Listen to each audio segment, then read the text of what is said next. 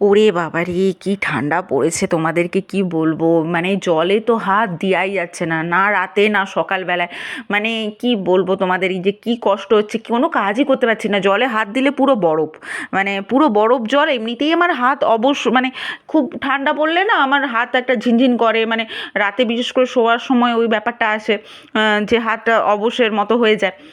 তো এই এখন যা শীত পড়েছে, এই জলে হাত দিলে তো অটোমেটিক আরও তো কি অবস্থা আমার হাতের, মানে পুরো একদম অবশ হয়ে যাচ্ছে।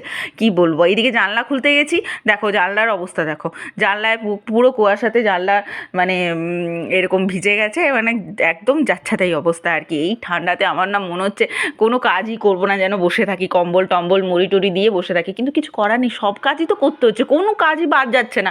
আর সব ম্যাক্সিমাম সকালবেলার কাজ হচ্ছে জলের কাজ, মানে কোনটা ছেড়ে কোনটা করব।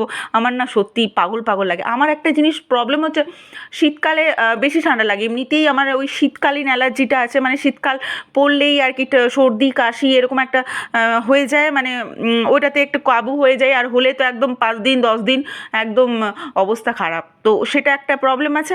আবার আমি দেখি গ্রীষ্মকালেও খুব গরম লাগে, মানে শীতকালেও বেশি ঠান্ডা লাগে, গ্রীষ্মকালেও বেশি গরম লাগে। আমি যে কোথায় যাই আর কী যে করি, পাগল পাগল লাগে আমার এই অতিরিক্ত শীতে আর অতিরিক্ত গরমে।